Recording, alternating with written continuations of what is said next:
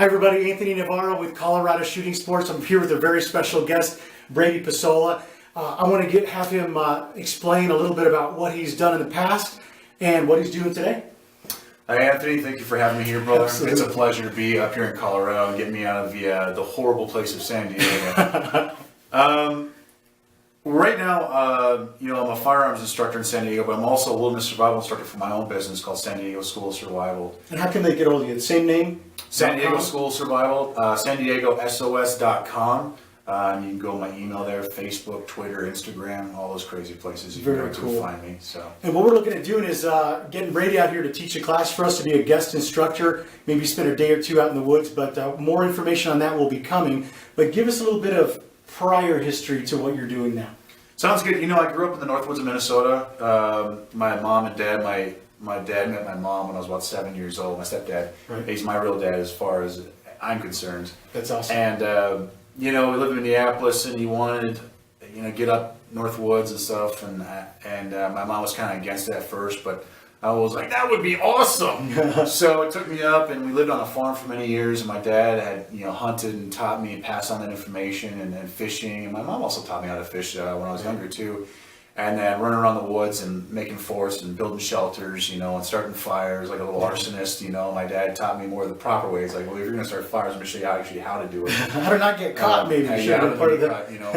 And then, I was always on my own as a kid running around the woods there, and so I learned a lot of stuff. And then, he found work in the mines, and so we ended up moving off the farm, and we lived in the Hibbing for many years. And then I joined the Marine Corps in 2002, and it was the Marine Corps that taught me more about emotional survival. I was 119 pounds when I joined the Marine Corps at 6 foot.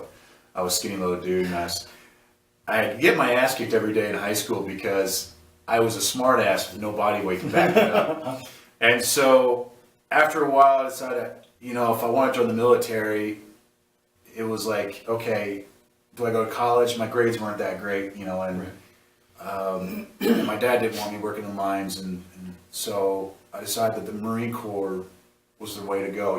Since I was so skinny, so small, I want to prove to myself that I had what it takes to do something like that. And as far as I've known, the Marines were the baddest, the elitist, the greatest, guys to be out there. And so I want to do that. Yeah. It kind of proved to me when I was down in MEPS too, and you walk around and you're doing the underwear Olympics, as it's called, and you're checking in, you're doing all these squats and things like that, and you run around, you got U.S. Marines and U.S. Army and stuff like that, and boy, people look at you, going to the Marines, man, that's crazy. And I'm like, yeah, I'm just the right amount of crazy, Yeah. And so when I got into boot camp, I had a tough time at first, I was like, wow, this is crazy, it's a whole different type of thing, and I didn't exactly have the physique for it, but it was after a while I realized it wasn't about what I had muscles, is about what I had here, what I had here. And I knew I wanted to be there, and that's what got me through it. And so I learned a lot about the idea of just survival, and not just in the wilderness, but in anything that you do. It's very important to have a good, strong heart in anything. And that's what's going to get you through a lot. Yeah. One of the things that really impressed me about Brady was he was talking about his dad, how he met him right around 7 years, you said, kind of took him in. It's a very similar story that I have with my son. From my previous marriage, I met my son when he was just about to turn 5, and watching him go through all the different things that he's gone to, I'm very proud of him. There's some history there with the divorce, and it's really tough. But one of the things that's a lot of people don't realize is underneath all of this muscle and all of these tough dudes that protect our country, they have a heart and they have a story. And I always try and find that story, because everybody's story is unique. It's important. And it's one that we can all learn from. So hearing how much his dad impacted him, I hope that I impacted my son, who I love very much as your dad impacted you. So taking that from the Marine Corps into the survival school, what are some of the things that you're working on now that are maybe out of the box, or just a different way of looking at that industry? A lot of times you see on TV really romanticizes survival. They look at all these different guys, Bear Grylls, Lestra, Michael Hawk, all awesome dudes, and a lot of these shows, like I said, romanticize survival. Unfortunately, with those shows, they don't show you how scared you can be, how hungry, thirsty, dehydrated. Yeah. Now, Michael definitely had a good way of showing that on his show. A couple times he was hurt pretty bad, seeing Les Stroud. But in the end, you know, they know they're going home. And in a survival situation, you don't know if you're going home. Yeah. And you got to keep the strength there. You can have all the cool survival skills in the world. You can have all the ninja gear you want. But if you can't survive this in the first 24 hours, you're not going to make it. Yeah. And so that's what we stress upon, you know, San Diego School of Survival is emotional survival. Not only that, but also how to avoid a survival situation altogether, how to keep from having to do it. So we The start with fight the you basics. avoid, the fight you win, right? Exactly. You know, things like naked and afraid.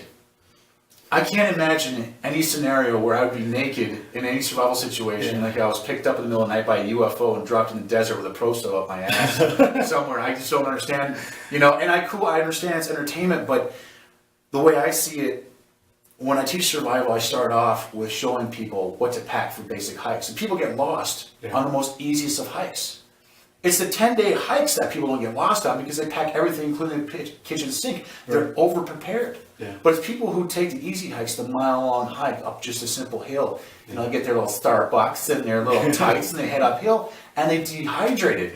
And law enforcement has to come get them and spend that kind of money, or they could be chasing bad guys or rescuing a hiker off a simple hill where you look down and go, there's a house down there, but I need to get rescued because I'm dehydrated.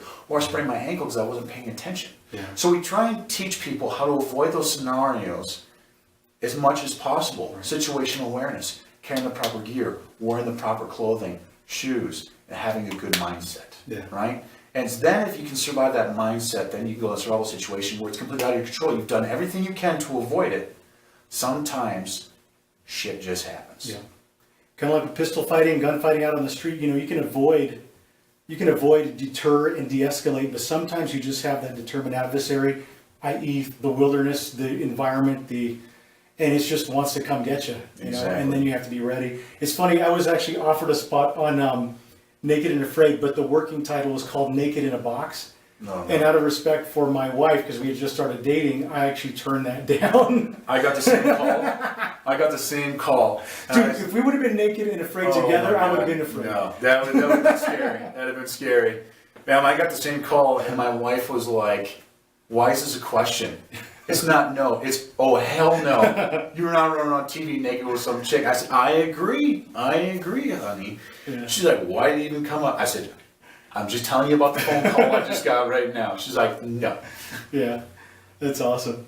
But anyways, we'll be right back with Brady Pesola, Anthony Navarro with Colorado Shooting Sports. We'll be right back.